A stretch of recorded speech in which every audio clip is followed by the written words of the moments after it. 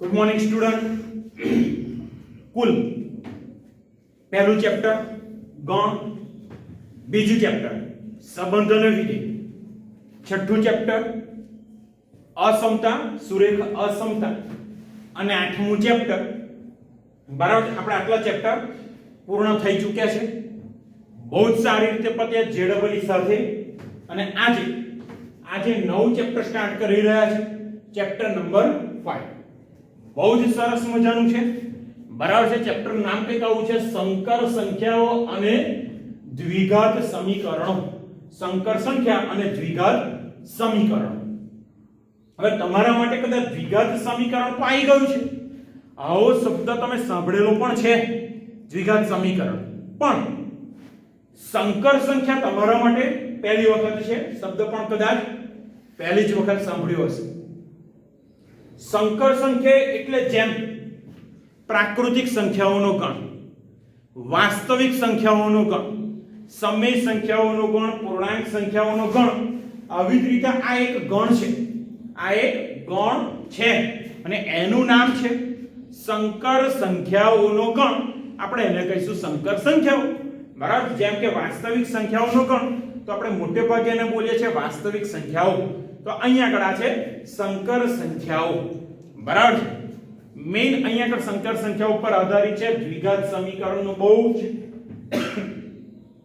નાનકડો ભાગ પાઠ્યપુસ્તકમાં છે. ચાલો, હવે આજે તો લગભગ એક દાખલો થવાનો નથી. તમારા માટે જે નવું છે તો એની નોંધ આપણે લખવી પડશે. બોર્ડ ઉપર મેં બધી જ નોંધ લખી દીધી છે. બરાબર છે. બોર્ડ ઉપર મેં બધી જ નોંધ લખેલી છે. આ નોંધને સરસ રીતે નોટબુકમાં લખી લેવાની છે, પણ આપણે સમજી લઈએ નોંધ. બરાબર છે. જોઈ લઈએ. પહેલું જ અહીંયા આગળ આપેલું છે દ્વિઘાત સમીકરણ. તમે ઓલરેડી દ્વિઘાત સમીકરણ ભણી ગયા છો. બરાબર છે. દ્વિઘાત સમીકરણનું સ્વરૂપ, દ્વિઘાત સમીકરણનું સ્વરૂપ પણ તમે જાણો છો. બરાબર છે કે ax નો વર્ગ વત્તા bx વત્તા c બરાબર 0. દ્વિઘાત એટલે બે ઘાત વાળું એક સમીકરણ. ચાલતો એક જ હોય, ax² વત્તા bx વત્તા c, જ્યાં a b અને c એ ત્રણે ત્રણ શું છે? અચળ છે. બરાબર. abc એ ત્રણે ત્રણ અચળ છે, એટલે કે abc એ કોઈ પણ વાસ્તવિક સંખ્યાઓ હોઈ શકે. અને જો વિવેચક d, બરાબર છે, આ પણ આવી ગયું છે તમારું વિવેચક d ભણવામાં આવી ગયો છે, d² - 4ac. પણ તમે જ્યારે પણ ભણ્યા છો ત્યારે વિવેચક વિશે તમે એટલું જ જાણો છો કે વિવેચક હંમેશા 0 હોય અથવા તો ધન હોય. વિવેચક 0 હોય અથવા તો ધન હોય. પણ જો વિવેચક <0, જો અહીંયા આગળ મેં લખ્યું છે <0 એટલે કે ઋણ હોય તો શું? વિવેચક ઋણ હોય તો સમીકરણ બીજ ના મળે. સમીકરણના બીજ ના મળે એવું તમે ભણ્યા છો. પણ સમીકરણના બીજ ના મળે, કદાચ બીજો એક શબ્દ અંદર હતો, સમીકરણના વાસ્તવિક બીજ ના મળે. સમીકરણના વાસ્તવિક બીજ ન મળે. બરાબર છે. <0 તો સમીકરણને વાસ્તવિક ઉકેલ મળતો નથી. આ પ્રકારના સમીકરણનો ઉકેલ મેળવવા માટે સંકર સંખ્યાઓનો ઉપયોગ થાય છે. તો અહીંયા આગળ હવે સમીકરણનો ઉકેલ મળશે. સમીકરણનો ઉકેલ મળશે, ભલે ને વાસ્તવિક ઉકેલ ના મળે. તો ઉકેલ કઈ શેમાં મળશે? તો કે સંકર સંખ્યાના સ્વરૂપમાં. બરાબર છે. સમીકરણનો ઉકેલ શેમાં મળશે? સંકર સંખ્યાના સ્વરૂપમાં. તો ચાલો આપણે વાત કરીએ સંકર સંખ્યા એ શું છે. તો તમને વાસ્તવિક સંખ્યાઓનો ગણ r ખબર છે. વાસ્તવિક સંખ્યાઓનો ગણ r એ ખબર છે કે આને વાસ્તવિક સંખ્યા કહેવાય. બધી જ સંખ્યાઓ આવી જાય વાસ્તવિક સંખ્યાની અંદર. બીજું કે બીજા ચેપ્ટરની અંદર તમે કાર્તેજીય ગુણાકાર પણ ભણી ચૂક્યા છો. બીજા ચેપ્ટરમાં તમે કાર્તેજીય ગુણાકાર પણ ભણી ચૂક્યા છો. બરાબર છે. તો ચાલો અહીંયા આગળ જોજો. આ લખવાનું નથી, અત્યારે હું લખું છું. આજે આટલું લખેલું છે બોર્ડ ઉપર, આટલું જ લખવાનું છે. હવે જે લખું છું એ જસ્ટ તમને સમજાવવા માટે લખું છું. તો એ નોટબુકમાં લખવાની કોઈ જરૂર નથી. તો ધારો કે r ક્રોસ r, તમે કાર્તેજીય ગુણાકાર ભણી ગયા છો. બરાબર છે. r ક્રોસ r એટલે તમને ખબર છે કાર્તેજીય ગુણાકારની અંદર ક્રમયુક્ત જોડી સ્વરૂપ આવે. ઘટકોનું સ્વરૂપ કયું આવે? ક્રમયુક્ત જોડી વાળું સ્વરૂપ. એટલે દાખલા તરીકે આપણે અહીંયા આગળ એવું કહીએ કે આને ગણ સ્વરૂપે વ્યાપક રીતે લખવું છે તો r ક્રોસ r એટલે ક્રમયુક્ત જોડી AB સચ that પહેલો ઘટક r માંથી હોઈ શકે અને બીજો ઘટક પણ ક્યાંથી લેવાનો છે r માંથી. બંને ઘટકો r માંથી લેવાના છે. તો જે r ક્રોસ r છે એને આપણે કહીએ છીએ સંકર સંખ્યાઓનો ગણ. r ક્રોસ r ને આપણે શું કહીએ છીએ સંકર સંખ્યાઓનો ગણ. તો અહીંયા આગળ આપણે લખીએ r ક્રોસ r બરાબર શું આવી જશે c. હવે આ c એટલે શું સંકર સંખ્યાનો ગણ. જ્યાં વાસ્તવિક સંખ્યાઓનો ગણ એને આપણે r કહીએ છીએ. Real number set of real number. તો અહીંયા આગળ મેં c લખ્યા છે. c એટલે શું થશે કોમ્પ્લેક્સ નંબર. બરાબર છે. c એટલે બાળકો અહીંયા આગળ થશે complex number. Set of complex number એટલે એનો મતલબ થયો c એટલે વાસ્તવિક સંખ્યાઓ. અહીંયા આગળ r આપેલી હશે તો r ક્રોસ r બરાબર શું લખાશે c અને એ થઈ ગઈ આપણી સંકર સંખ્યા. બરાબર. અહીંયા કૌંસમાં એ પણ લખી રાખું છું કોમ્પ્લેક્સ નંબર એટલે સંકર સંખ્યા. એટલે જેમ વાસ્તવિક સંખ્યાઓનો ગણ r એમ સંકર સંખ્યાઓનો ગણ આપણી જોડે શું આવશે c. હવે આપ જાણો છો r ક્રોસ r બરાબર c છે. r ક્રોસ r બરાબર c છે તો એનો મતલબ આપણે અત્યાર સુધી એવું સમજતા કે વાસ્તવિક સંખ્યાઓનો ગણ એટલે સૌથી મોટો પણ એના કરતા પણ મોટો ગણ આવ્યો. એના કરતા પણ મોટો ગણ એટલે સંકર સંખ્યાઓનો ગણ એટલે કહેવાય સંકર સંખ્યાઓનો ગણ. તો એનો મતલબ એવો થયો કે અહીંયા આગળ તમે આવું લખી શકો r સબસેટ c. r હંમેશા c માં સમાયેલો જ છે. બરાબર છે. r subset c. યાદ રાખો સંકર સંખ્યાઓનો ગણ એટલે શું c. બરાબર છે. તો c ની અંદર સંકર સંખ્યાઓનું સ્વરૂપ કયું તો કે ક્રમયુક્ત જોડ સ્વરૂપ. બરાબર છે. મેં આગળ કહ્યું r ક્રોસ r એ જ c છે તો r ક્રોસ r ના ઘટક ક્રમયુક્ત જોડી ab a અને b બંને કયા સ્વરૂપે છે r સ્વરૂપે એટલે વાસ્તવિક સંખ્યા. તો એનો મતલબ c ની અંદરના ઘટકો પણ કયા સ્વરૂપે આવશે બાળકો ક્રમયુક્ત જોડ સ્વરૂપે આવવાના છે. બરાબર છે. આ ખાસ ધ્યાન રાખો. ચાલો અહીંયા આગળ હવે જુઓ. સૌપ્રથમ આપણે વર્ગમૂળમાં -1. હવે આપણે કોઈ જ સંખ્યા એવું જાણતા નથી, કોઈ એવી ઋણ સંખ્યા નથી જાણતા કે એનું વર્ગમૂળ નીકળે. વર્ગમૂળમાં -7 તમને કહો કે વર્ગમૂળમાં -7 શોધો તો ના આવડે આપણને કારણ કે શક્ય નથી. વર્ગમૂળમાં -10 શોધો તો ના આવડે. બરાબર છે. હવે અહીંયા આગળ જો એક નવો સિમ્બોલ અને એક નવી વાત અહીંયા આગળ કરેલી છે. શું લખેલું છે અહીંયા આગળ સૌપ્રથમ આપણે -1 ને i વડે દર્શાવીએ. બરાબર છે. એટલે એનો મતલબ થયો -1 બરાબર i. અહીંયા લખું છું જોતા રહેજો. -1 પણ શું વર્ગમૂળમાં -1 બરાબર i. ચાલો બંને બાજુ વર્ગ કરી દો. બંને બાજુ વર્ગ કરો તો અહીંયા આગળ થાય -1 અને અહીંયા આગળ i².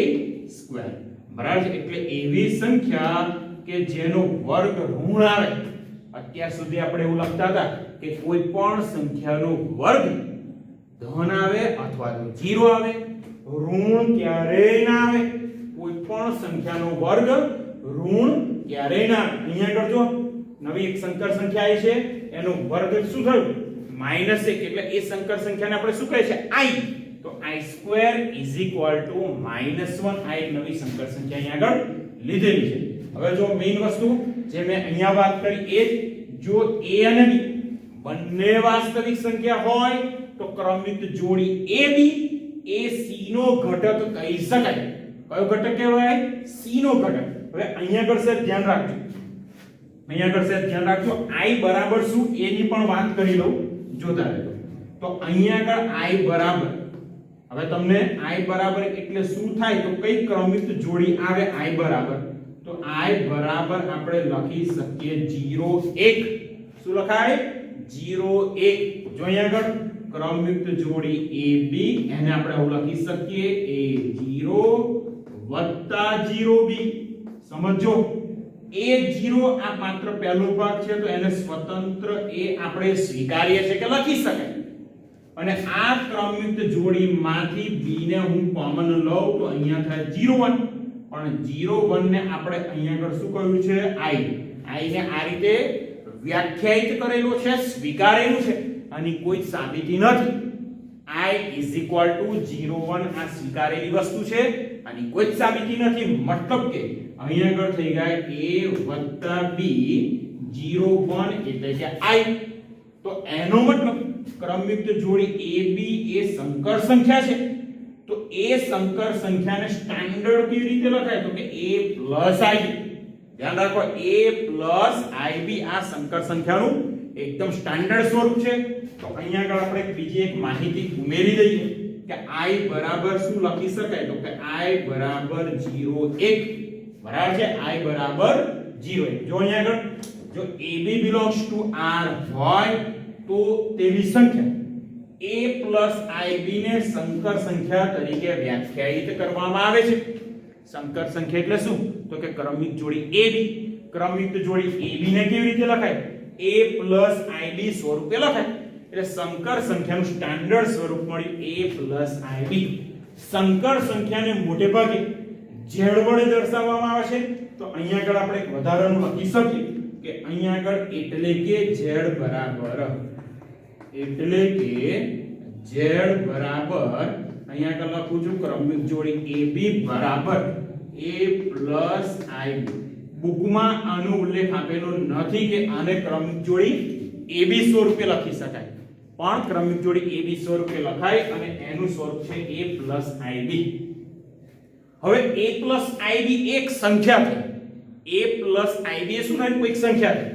ધારો કે તમે શાકભાજી ખરીદવા જાઓ છો, બરાબર છે? શાકભાજી ખરીદવા જાઓ છો અને ધારો કે 20 રૂપિયાનું શાક છે તો તમે 20 ની નોટ આપશો. હવે અહીંયા આગળ વાત કરી સંકર સંખ્યા. સંકર સંખ્યા એટલે શું? તો કે a + ib, a અને b બંને વાસ્તવિક સંખ્યા. દાખલા તરીકે a અને b ની કિંમતો મૂકું 5 અને 6, તો 5 + i ગુણ્યા 6 અથવા તો 5 + 6i. બાળકો સાંભળજો, 5 + 6i. શું તમે કોઈ દિવસ કંઈ ખરીદી કરવા ગયા, ધારો કે શાકભાજી, તો પેલો સેલર હોય કાં તો શાકભાજી વાળો ફેરિયો હોય, એ શું તમને એવું કહે છે કે 20 + 5i રૂપિયા થયા? ના, એ તો કહેશે 20 રૂપિયા થયા, 15 રૂપિયા થયા, બરાબર છે? આવી કંઈક ને કંઈક વાત હોય. કોઈ દિવસ શાકભાજી, કરિયાણું તમે ગમે તે ખરીદી માટે ગયા હો, બરાબર છે?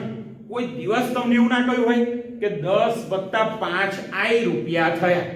ભલે સંકર સંખ્યાઓનો ગણ છે, વાસ્તવિક સંખ્યાઓનો ગણ છે, પણ સંકર સંખ્યાના સ્વરૂપમાં કોઈ તમને ક્યારેય કિંમત આંકે નહીં, બરાબર છે? ધારો કે તમે કંઈક ખરીદી કરીને લાયા, કોઈ પેકેટ છે, એ પેકેટ ઉપર MRP લખેલી હોય છે. એ MRP શું હોય? 65 રૂપીસ, 100 રૂપીસ, આવું બધું. કોઈ દિવસ 65 + 7i આવું સ્વરૂપ હોતું નથી, બરાબર છે? તો a + ib છે, એમાં a છે, એને કહીશું આપણે વાસ્તવિક ભાગ, જે વાસ્તવમાં શક્ય છે. જેમ કે શાકભાજીની વાત કરી તો 20 રૂપિયા એ વાસ્તવિક વસ્તુ છે, પણ 20 + 7i, શાકભાજીમાં કોઈ દિવસ એવો ભાવ ના હોય 20 + 10i. તો જે 10i વાળો ભાગ આવ્યો, 7i વાળો ભાગ આવ્યો, એ ખરેખર વાસ્તવમાં શક્ય જ નથી. એ કાલ્પનિક ભાગ છે, સ્વીકારેલું છે, અસ્તિત્વમાં ખરેખર છે નહીં, કે આપણે રૂટીનમાં એનો યુઝ પણ કરતા નથી. જો અહીંયા આગળ સંકર સંખ્યા z બરાબર a + ib માં જે i સિવાયનો ભાગ છે, i સિવાયનો ભાગ એટલે કયો? તો કે a. તો a ને શું કહેવાય? z નો વાસ્તવિક ભાગ કહે છે, બરાબર? z નો કયો ભાગ કહેવાય? વાસ્તવિક, જે વસ્તુ શક્ય છે. શાકભાજીના ભાવ 20 રૂપિયા, કોઈ પેકેટ લાયા 65 રૂપિયા, 75 રૂપિયા, 80 રૂપિયા, એ વસ્તુ બિલકુલ શક્ય છે. પણ b ને z નો કયો ભાગ કહેવાય?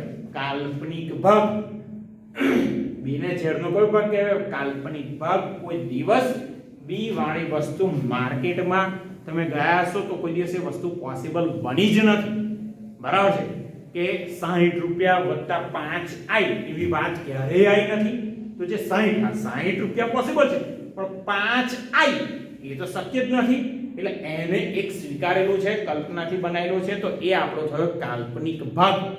હવે જો અહીંયા આગળ એને z નો વાસ્તવિક ભાગ કહેવાય, એટલે એને કહેવાય રિયલ. વાસ્તવિક એટલે રિયલ પાર્ટ ઓફ z. શું કહેવાય ને બાળકો? Real part of z. તેનો સંકેત શું છે? re, એટલે રિયલ નો re લીધો છે. r કમ્પલસરી કેપિટલ રાખવાનો, r પછી e સ્મોલ છે અને કૌંસમાં z, એટલે એને કહેવાય રિયલ પાર્ટ ઓફ z. એટલે કે real part of z is equal to ai વગરનો ભાગ. આગળ બીજો સ્વીકારેલો છે કાલ્પનિક ભાગ છે, તો કાલ્પનિક ભાગને ઇંગ્લિશમાં કહેવાય imaginary part of z. Imaginary part of z એટલે કે અહીંયા આગળ લખાય ને im. i કેપિટલ છે, m સ્મોલ છે, કૌંસમાં z, imaginary part of z. એટલે કે imaginary part of z is equal to i નો સહગુણક. i નો સહગુણક. અહીંયા ib કે bi એવું લખવાની કોઈ જરૂર નથી. અહીંયા આગળ ib કે bi એવું ના લખાય. માત્ર i ની સાથે જે સહગુણક છે એ જ થયો ઇમેજનરી પાર્ટ ઓફ z. આ ખાસ ધ્યાન રાખજો. ઓકે, ચાલો આગળ. જો બે સંકર સંખ્યાઓ આપણી જોડે હોય તો એ ઇક્વલ ક્યારે બને? બરાબર, આમ તો ક્રમયુક્ત જોડીઓ હોય તો આપણે એવું જાણીએ છીએ. અહીંયા આગળ લખું છું એટલે તમને આઈડિયા આવશે. ક્રમયુક્ત જોડી ધારો કે AB અને CD. ધારો કે AB અને CD આ બંને સમાન હોય તો ઓબ્વિયસલી તમે એવું લખી શકો A બરાબર C, B બરાબર D. પહેલો ઘટક બરાબર પહેલો ઘટક, બીજો ઘટક બરાબર બીજો ઘટક. ઓકે, તો અહીંયા આગળ AB એટલે શું કહેવાય? ખરેખર AB એટલે હવે સંકર સંખ્યાની વાત આવે તો A + IB, અને CD એટલે શું કહેવાય? તો કે C + IB. જ્યારે બંને સંકર સંખ્યા સમાન આપી હોય તો real part is equal to real part, એટલે બંનેના વાસ્તવિક ભાગ સરખા થાય.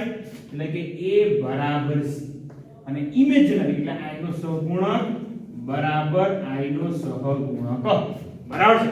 એટલે કે અહીંયા આગળ બે સંકર સંખ્યા Z1 is equal to A1 + IB1 અને બીજી સંકર સંખ્યા Z2 is equal to A2 + IB2 સમાન હોય તો રિયલ પાર્ટ ઓફ Z1 એટલે જે પહેલી સંકર સંખ્યા છે એનો real part A1 is equal to real part of Z2 જે બીજી સંકર સંખ્યા છે એનો વાસ્તવિક ભાગ, તો A1 બરાબર A2 થાય.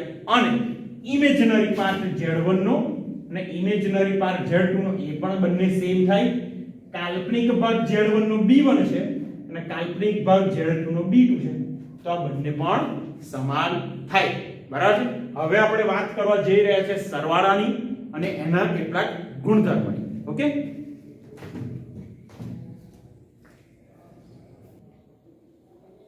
ચાલો બાળકો, હવે વાત આપણી થઈ રહી છે સંકર સંખ્યાની સમાનતાની વાત થઈ ચૂકી. સંકર સંખ્યા કેવી સ્વરૂપ હોય એ પણ વાત થઈ ચૂકી. એનો સંકેત કેપિટલ C છે એ પણ વાત થઈ ગઈ.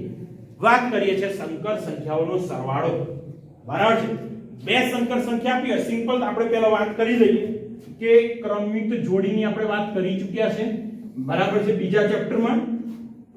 તો હવે આપણે જાણીએ છીએ કે જો બે ક્રમયુક્ત જોડી આપી હોય AB અને C તો એનો સરવાળો કરીએ તો ખબર છે કે પહેલો ઘટક વત્તા પહેલો ઘટક અને અહીંયા આગળ આવશે પહેલો ઘટક A અને C નો સરવાળો, બીજો ઘટક વત્તા બીજો ઘટક એટલે A + C અને બીજો ઘટક આવશે B + D.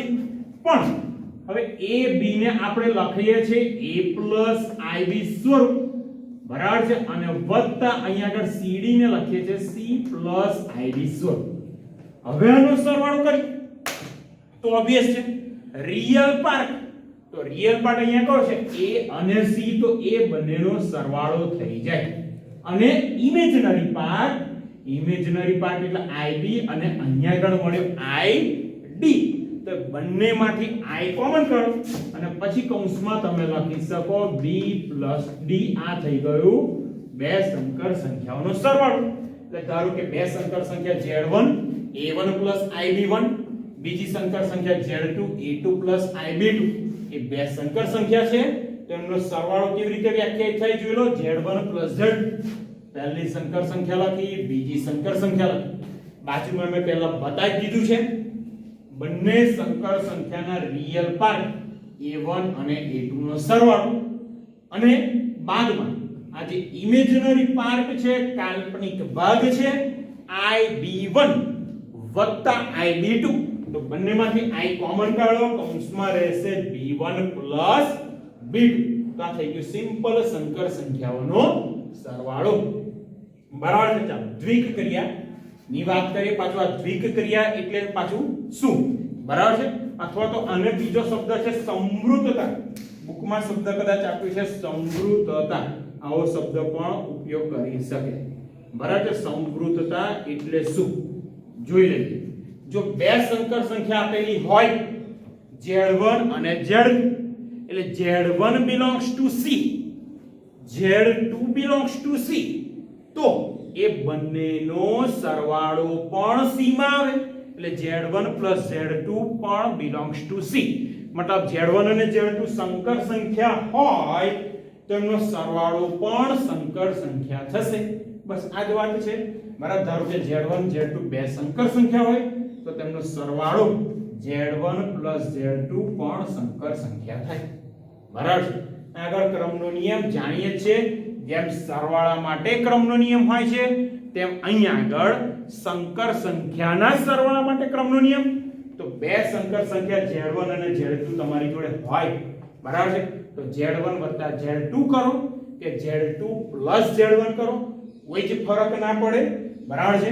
અહીંયા આગળ આપણે ખાસ આવું લખવું જોઈએ કે z1 અને z2 belongs to capital C, એટલે કે સંકર સંખ્યાઓ છે. સેમ જૂથનો નિયમ. ત્રણ સંકર સંખ્યા ધારો કે આપેલી છે z1 z2 અને z3. તો એના માટે સરવાળાની વાત છે z1 પ્લસ બીજા કૌંસમાં છે z2 પ્લસ z3 બરાબર પહેલા કૌંસમાં z1 પ્લસ z2 અને કૌંસની બહાર આવશે પ્લસ z3. બરાબર. આ છે જૂથનો નિયમ જે લગભગ આપણે જાણીએ છીએ, અગાઉ ઓલરેડી આવી ચૂક્યું છે. હવે સરવાળા માટે તટસ્થ ઘટક. જ્યારે આપણે વાસ્તવિક સંખ્યાની વાત કરીએ, વાસ્તવિક સંખ્યા, તો સરવાળા માટે તટસ્થ ઘટક એટલે શું? તો કે કોઈ પણ વાસ્તવિક સંખ્યા તમે લો 2 5 1/2 2.5 4.2 કોઈ પણ વાસ્તવિક સંખ્યા, એની અંદર બીજો કયો અંક તમે ઉમેરો કે જેથી એની એ જ સંખ્યા પાછી મળે. તો તમે કહેશો સર 0, અને જાણો પણ છો 5 + 0 5, 4.2 + 0 4.2, 1/2 + 0 1/2. બરાબર છે. તો એવી રીતે અહીંયા આગળ સંકર સંખ્યા માટે પણ એવી કોઈ બીજી તટસ્થ સંકર સંખ્યા આપણને મળે. કઈ? તો 0 વાળી. એટલે કે જો કોઈ સંકર સંખ્યા માટે z + 0 આ સંકર સંખ્યા = 0 + z, તો આપણને શું મળ્યું? પાછું z. પણ 0 એ શું છે? તો કે 0 ને તમે લખી શકો 0 + i * 0. વાસ્તવિક ભાગ 0, કાલ્પનિક ભાગ પણ 0. બંને ભાગ અહીંયા આગળ આવશે 0. બરાબર છે. જેને સરવાળા માટેનો તટસ્થ ઘટક કહે છે. એટલે આપણે જોડે સરવાળા માટે તટસ્થ ઘટક કયો મળ્યો? 0 = 0 + i 0. બરાબર છે. હવે સરવાળા માટે વ્યસ્ત ઘટક, અને આના માટે બીજો શબ્દ છે વિરોધી ઘટક. બરાબર છે. વિરોધી ઘટક કોઈ પણ શબ્દનો ઉપયોગ કરી શકો. જેમ કે વાસ્તવિક સંખ્યા હોય કોઈક 5, વાસ્તવિક સંખ્યા હું કોઈક લઉં છું 5, એની અંદર બીજો કયો અંક ઉમેરું કે જેથી આપણને 0 મળે. તમે કહેશો સર 5 ની અંદર -5 ઉમેરો તો 0 મળી જાય, 5 ની અંદર -5 ઉમેરો તો 0 મળે. તો અહીંયા આગળ સંકર સંખ્યા z = a + ib છે. તેમાં શું ઉમેરવું જોઈએ કે જેથી 0 મળી જાય? તો ઓબ્વિયસ છે a નું વિરુદ્ધ -a અને ib નું વિરુદ્ધ -ib. તો અહીંયા આગળ z = a + ib માટે બીજી કોઈક સંકર સંખ્યા -a - ib ને સરવાળા માટેનો વ્યસ્ત ઘટક અથવા તો વિરોધી ઘટક કહે છે. મતલબ શું થયું કે એ બંને સંખ્યાનો સરવાળો કરો z, અને આ શું થઈ ગયું? -z. તે બંનેનો સરવાળો કરો તો આપણને શું મળે? સંકર સંખ્યા 0, એટલે કે વાસ્તવિક ભાગ પણ 0 અને કાલ્પનિક ભાગ પણ 0. બરાબર છે? જે રીતે સરવાળાની વાત હતી તેવી રીતે તફાવત એટલે કે બાદ બાકીની વાત છે. તો બે સંકર સંખ્યાનો તફાવત, એક સંકર સંખ્યા છે Z1 બરાબર A1 IB1, બીજી સંકર સંખ્યા છે Z2 બરાબર A2 IB2. એ બંને માટે જો બાદ બાકીની વાત કરો તો એને આવું પણ લખી શકો Z1 Z. તો Z1 આપણે જાણીએ છીએ A1 IB1 અને Z2 A2 IB2. બાદ બાકી છે. જો હવે સહેજ ડાયરેક્ટ માઈનસ ને અંદર ગુણો તો -A2 IB2 તો A1 A2. હવે જો બીજું પદ IB1 IB2 I કોમન તો B1 B2. આ સિમ્પલ બે સંકર સંખ્યાઓનો તફાવત છે. આવી રીતે આપણે દર્શાવી શકીએ. આજે ખાસ અહીંયા સુધી નોંધ રાખીએ છે. બરાબર છે? બહુ જ સરસ મજાનું ચેપ્ટર છે. ઇન્ટરેસ્ટ પણ પડે એવો છે. ક્યાંય કંટાળો આવે એવું છે નહીં. પણ એક નવી સંકર સંખ્યા આવી છે, સંકર સંખ્યાનો ગણ આવ્યો છે. તો ખૂબ જ સારી રીતે ભણજો. બરાબર છે? 4 ચેપ્ટર આપણા બહુ જ સારી રીતે કમ્પ્લીટ થયા છે. આ ચેપ્ટર પણ બહુ જ સારી રીતે કમ્પ્લીટ થશે. બરાબર છે? દરેકે દરેક નોંધને સમજજો. દરેકે દરેક નોંધને સમજજો. શબ્દ સહ યાદ રાખવાની જરૂર નથી. જેમ કે I બરાબર વર્ગમૂળમાં -1 એટલે કે -1 બરાબર I². આ જાણવું જોઈએ. A IB તો A ને કહેવાય વાસ્તવિક ભાગ રિયલ પાર્ટ ઓફ Z, લખાય RE real part of Z. B કાલ્પનિક ભાગ ઇમેજનરી એટલે IM કૌંસમાં Z imaginary part of Z. બરાબર? આટલી વાત થઈ. સરવાળો તો સંકર સંખ્યાનો સરવાળો આવે તો વાસ્તવિક ભાગનો સરવાળો વત્તા I કાલ્પનિક ભાગનો સરવાળો. સેમ બાદ બાકી બે સંકર સંખ્યા છે એની બાદ બાકી. બરાબર? કાં તો તફાવત તો બંને વાસ્તવિક ભાગની બાદ બાકી વત્તા I કાલ્પનિક ભાગની બાદ બાકી. મેઇન વસ્તુ આ હતું. ક્રમનો નિયમ, જૂથનો નિયમ. બરાબર છે? આ તો બહુ જ સહેલું છે. અને વિરોધી ઘટક. બરાબર છે? અને તટસ્થ ઘટક. તો સંકર સંખ્યા માટે તટસ્થ ઘટક થાય 0. એને લખાય 0 + 0I. વિરોધી ઘટક એટલે Z + ZI. બરાબર? Z પ્લસ શું થશે? Z A + IB. Z A + IB. તો એનું વિરોધી ઘટક થાય -Z એટલે કે -A - IB. યાદ રાખો I વાળી ટર્મ છે એ કાલ્પનિક ભાગ છે. તો A + IB એની અંદર કાલ્પનિક ભાગ એટલે માત્ર I નો સહગુણક. યાદ રાખો માત્ર I નો સહગુણક. તમે એવું ના બોલી શકો કે કાલ્પનિક ભાગ બરાબર I * B કે B * I. બરાબર? તમને એવું કે કોઈ સંકર સંખ્યા આપી છે તો એનો કાલ્પનિક ભાગ પૂછે, તમે કહો B એટલે વ્યક્તિ સમજી જાય કે એ B છે એ I નો સહગુણક જ હોવો જોઈએ. બરાબર છે? સંકર સંખ્યાને ક્રમયુક્ત જોડ સ્વરૂપે લખી શકાય. સિમ્બોલ કેપિટલ C છે અને કેપિટલ C બરાબર શું લખાય? AR × R. બે વાસ્તવિક સંખ્યાનો ગણ છે R, એનો ક્રોસ ગુણાકાર કાર્તેજીય ગુણાકાર. બરાબર છે? એટલે સંકર સંખ્યાઓ પણ ઘણી બધી છે. સંકર સંખ્યાઓ પણ ઘણી બધી છે. આજના લેક્ચરમાં આપણે આટલું રાખીએ. વધુ કાલે. ઓકે.